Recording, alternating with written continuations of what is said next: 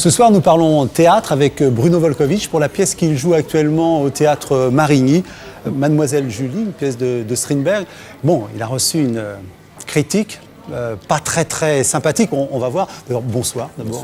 On vous connaît pour le théâtre, le cinéma et la télévision. Et je ne peux pas m'empêcher de vous parler de PJ, parce que on a appris récemment qu'après 100 numéros, vous quittiez ce feuilleton qui est pourtant une réussite. Oui, je suis mort là. Ah oui, c'est ce qui... Ils m'enterrent dans 15 jours. Ah d'accord. Mais alors, pourquoi on prend cette décision? Parce que c'est quand même un confort, même, ne serait-ce que matériel, même, par exemple. Voilà, la réponse est dans la question, voilà, parce que je n'avais pas envie de confort du tout. Alors, dire un peu ce qu'est cette pièce. Alors, vous jouez le rôle d'un valet. Mademoiselle Julie est votre maîtresse, et puis il y a votre fiancé, on va dire. Vous êtes trois personnages. La cuisinière, vous êtes trois personnages dans cette pièce. Et il va y avoir, la nuit de la Saint-Jean, une espèce de démarche amoureuse, un mouvement amoureux de votre maîtresse vers vous, et va s'enclencher quelque chose qui est... maîtresse. Hein. Non, votre maîtresse. Oui, c'est la fille de mon maître. Voilà, la fille de mon maître. Et d'ailleurs, votre maître est une espèce de référence, voilà, puisque c'est effectivement lui qui est l'autorité. Et donc, on va aller vers une espèce de drame qui... on ne va pas dévoiler, de toute façon, je crois que ça va être peut-être évoqué au cours de la conversation que vous allez avoir avec mon meilleur ami. Avec votre meilleur ami. Alors, vous connaissez le principe, vous laissez votre meilleur ami parler et vous l'interrompez quand vous voulez pour rétorquer, comme on dit. Vous avez la main. Bonjour Bruno Volkovich. Bonjour. Voilà, vous jouez actuellement dans Mademoiselle Julie de Strindberg avec Émilie Dequesne et puis dans une mise en scène de Didier Long. Et puis... Christine City, parce qu'on est 3 sur scène, donc il faudrait déjà citer tout le monde, Monsieur Pinte. Donc, moi, j'étais vous voir, bien sûr. Et connaissant la pièce, qui raconte quand même l'histoire de cette jeune aristocrate qui tombe amoureuse, la Saint-Jean, Elle ne tombe pas amoureuse. Elle essaye d'asservir et d'allumer le domestique de son père. Et l'essentiel de la pièce, c'est justement que c'est une pièce où il n'y a pas d'amour, il n'y a pas d'état amoureux. C'est que des rapports de pouvoir. C'est que des rapports de pouvoir. Si elle était amoureuse, justement, on serait dans un... Je ne sais pas comment dire, un drame psychologique amoureux, et c'est pas de ça dont il s'agit, Monsieur Pinte. Son valet, qui lui-même a une histoire avec une servante, ce trio un petit peu infernal demande un enjeu tragique. Et là, j'ai pas réellement trouvé, dans la mise en scène de Didier Long particulièrement, cet enjeu tragique. J'ai trouvé un mélodrame qui est un peu pleurnichard par moments. La mise en scène est un petit peu compassée. Alors, compassé, qu'est-ce que ça veut dire, compassé? Moi, je sais que Didier Long, c'est un mec intelligent du présent. C'est pas un compassé, ça, j'en suis certain. Les décors sont ce qu'ils sont. C'est-à-dire, ça se passe dans une cuisine, comme toujours, dans la pièce de Strindberg. Mais bon, disons qu'on n'a aucune surprise et on a besoin... Alors, ça se passe comme... C'est une question qu'on s'est beaucoup posée, et surtout Didier avec le décorateur Jean-Michel Adam.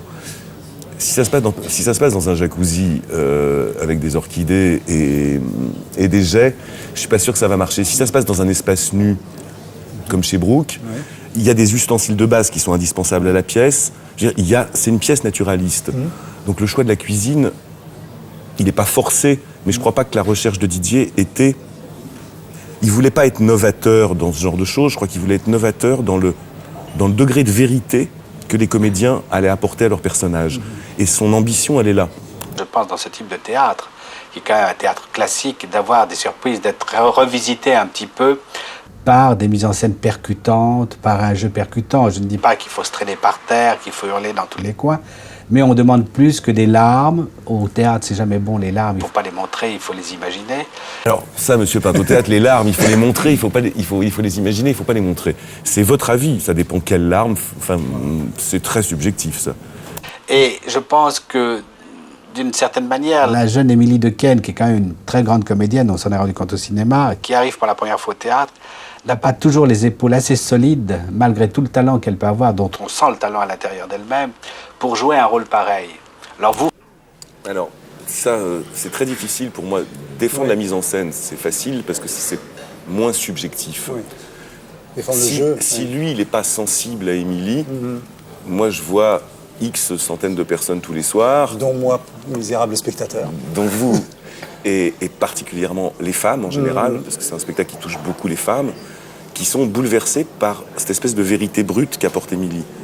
De choses comme ça, épidermiques. Oui, très fragiles. Très fragiles. Ouais. Alors après, suivant les soirs... Est-ce qu'il y a des différences? Justement, c'est toujours quelque chose qui nous intéresse. Énorme. Ouais. Moi, d'un soir sur l'autre. Ah oui, moi, j'ai jamais fait un spectacle qui est aussi différent d'un soir à l'autre.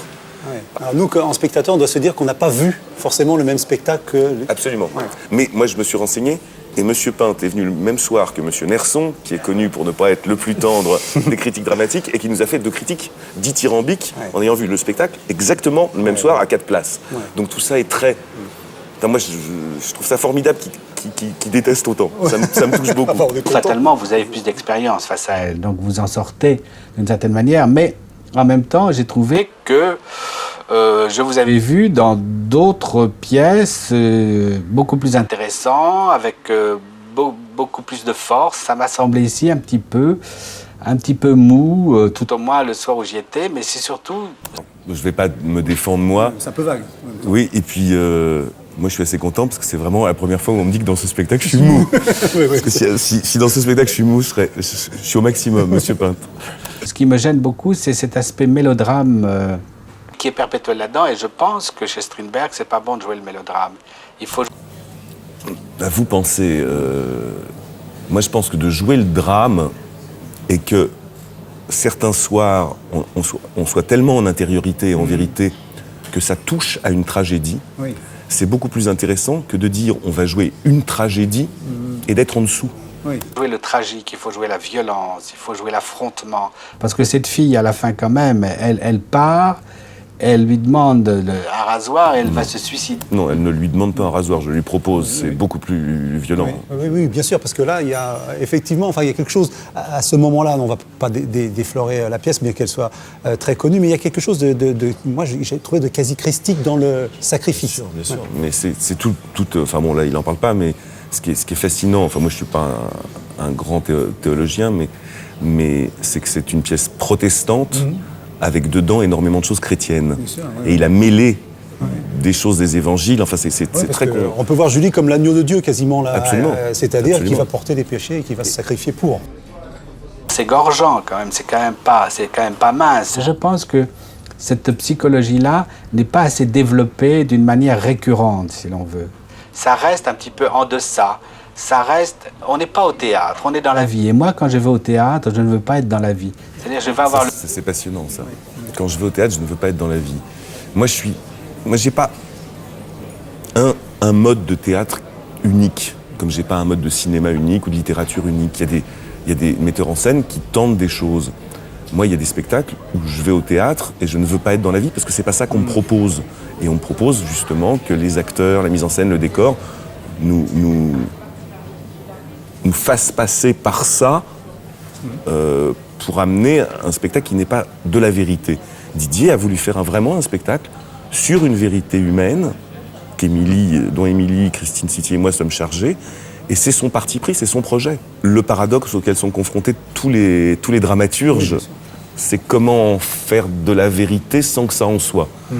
Didier, il n'a pas pris ce parti-là. Il a dit, on va faire vraiment de la vérité entre Strindberg et 3 acteurs. Ce qui est son choix.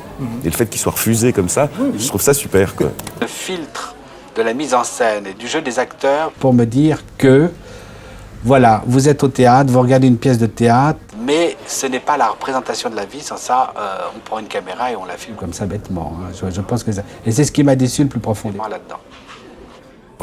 Voilà. Mais j'ai trouvé la critique très intéressante parce qu'elle permet justement de remettre en perspective les partis pris du metteur en scène, les vôtres, le jeu.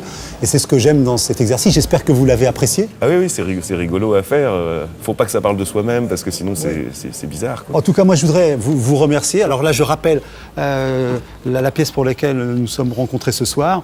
Mademoiselle Julie, mise en scène par Didier Long, une pièce d'Auguste Strindberg avec Émilie Dequesne, Bruno Volkovic et Christine City. Qui est formidable, absolument. Au théâtre Marigny, salle Popesco. Bruno Volkovic, en tout cas, merci. Et je vous laisse retourner dans votre quartier. Vous êtes chez vous ici. Vous allez faire un petit tour pour voir comment ça a changé. Merci. Merci à vous.